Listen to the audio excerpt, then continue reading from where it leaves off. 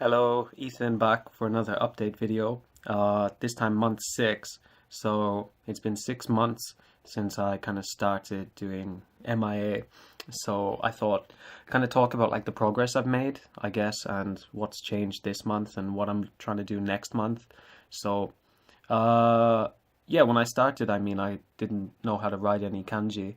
I kind of did lazy kanji before, and reading was really difficult because you're kind of basing it on intuition and you can't really discern whether you're correct or not unless you check it on your phone or something in a dictionary. So yeah, so my retention rate for like writing kanji is going down unless it's words that I'm familiar with, I've noticed. But like for words I know how to write them, if you know what I mean. Like I can see it in my head and I can visualize it clearly and I'm able to write words that I know well, but it's just some kanji are not going in and kind of my overall retention rate's going down. But that's to be expected, I think, because what's going to happen is like eventually my reading's going to be much better, and then I'm going to do RTK again, but just without English keywords, and just keep practicing writing after that, and it should be okay. Because I'm not really practicing writing that much, now. Um, Also, yeah, my reading this month. So I kind of started the monolingual transition last month. My reading's gotten much better because this month I've been doing, 1.5, 2 hours of reading every day, at least.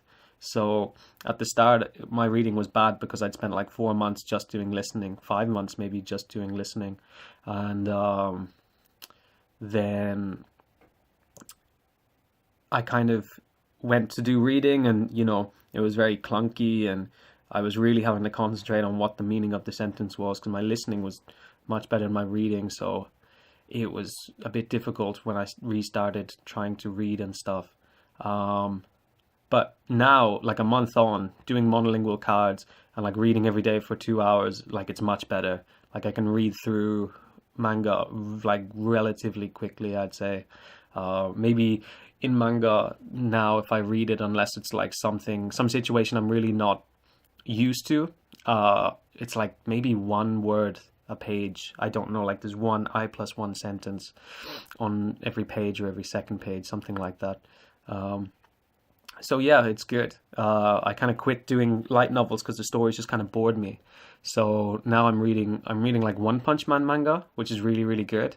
And it's got like a lot of vocabulary that's really useful, like really like a lot of I+1 sentences for me. So it's been really good and like good story. So like I'm much more like engrossed in it than I was with the light novels, which I think is really important. So I read like 5 of those in the last 2 weeks, I think, and they're like 200 pages each, I think. So that's like 1,000 pages, which is a lot more than what I was doing with the light novels, obviously, but it's different. It's different. It is manga. Um, what else? Yeah, so I've been focusing on doing like 5 hours of active immersion on my work days. That was my goal. I wanted to get as much active immersion as I could. So I managed to pretty much do that by just waking up early, but I'm going to try and wake up even earlier because I'm getting 5 hours of active immersion, on work days. And like on off days, I'm getting like probably 8 hours. So today's an off day and I've gotten 7 hours and it's only 5 o'clock here. So I've got it, I can get in a few more hours before bed now. Um, but having done that, I kind of sacrificed adding cards, adding Anki cards. And kind of the problem is that I'm finding so many I+1 sentences because I'm immersing actively so much. But then I'm not having the time to make new Anki cards. So I'm getting my list of cards I want to add is growing and growing and growing, and I'm not making them quickly enough. So I'm going to like wake up earlier. I'm going to wake up at like 5 a.m. every day, and I'm going to wake up 5 a.m. every day and just make sure I get like 5 hours of active immersion on work days, and also add like 20 cards a day. But that's not like 20 monolingual cards. I've kind of thought, oh, I'll do 20 cards, and if 10 of them are monolingual and 10 of them are dictionary branches, that's fine. I don't care. Just 20 cards a day. Uh, yeah. So, but maybe that's a bad idea. Like if someone out there thinks maybe I should be upping the number of cards I add a day, then let me know. Maybe I should do 20 monolingual cards a day, regardless of dictionary branches. And then, yeah, listening, like my listening's getting even better. It's really popping out now. A lot of words and sentences and things are really popping out. Things are easier to follow, unless it's like a new show and like all like new, I don't know, new kind of ways of speaking that characters have. It takes a little bit of time to get used to. Like Gintama at the start was kind of difficult for me, but now I'm like totally used to the way they speak. So yeah, my listening's getting much, much better. What else? So I have to take like the JLPT N2 next week, next Sunday. So I did like a practice test, which it was tricky. Like they do word things like difficultly.